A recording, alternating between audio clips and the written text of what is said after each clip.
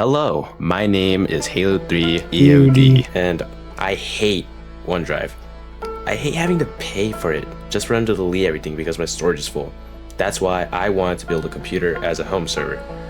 A home server can be used for many things, such as file storage access across different devices, media streaming, hosting game servers, and remote access to files. A home server is pretty much a normal computer and needs all the essentials a normal computer needs.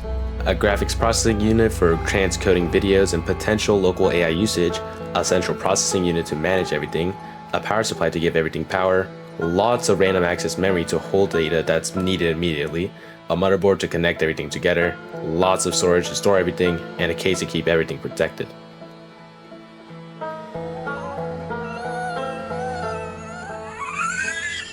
There were some things I already had for it: a 600 watt power supply, 16 gigabytes of 3200 MHz DDR4, and a 12 gigabyte RTX 3060.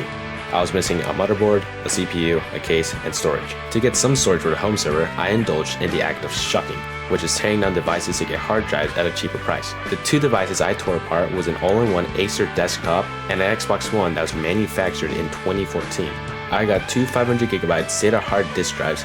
They weren't fast enough to be a boot drive for the system, meaning I would have to buy an NVMe as a boot drive. During this, the price of the components I wanted rose way above my budget, as well as my budget decreasing. This meant I was no longer able to build the computer that I wanted. This also meant I had a bunch of components that weren't going to benefit my current setup, other than the hard drives. So I decided not to end this on a total loss and connected the hard drives to my computer.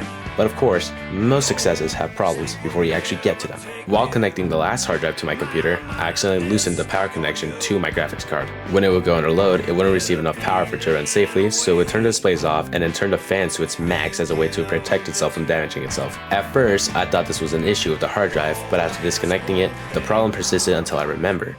Put it on your load, the screen will flash black like that, but the fan's going absolutely nuts with view reliability history and selecting the best match option. For rares, we get 1 of 3 errors, a live kernel event 141, time where if you look at this 12 plus 4 pin connector, that's not seated all the way. Like it is clearly not all the way in, with the top sense pins likely not making a full connect. We actually pushed this all the way in, so it's making full contact where 100% GPU load no longer looks to be an issue because our connector is actually secure, so let's get this gaming PC back over to our customer. So, I unplugged the graphics card and reconnected it.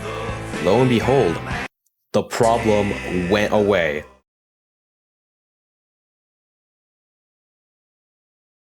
This project has impacted my life significantly. It helped me find a new hobby, and I plan on building that home server over the summer, so it gives me an incentive on something to do. The biggest takeaway I had with this project is that now my computer has more storage in it. I learned how the components worked and what job each of them had, as well as their compatibility with each other. The two biggest challenges I faced was the budget issues that I had, where I resolved it by pivoting to something else, and my computer having issues, to where I resolved that by troubleshooting and fixing the power cable issue. And I have a newfound interest for taking apart old hardware. So, if you have any e-waste, you should low-key hit me up.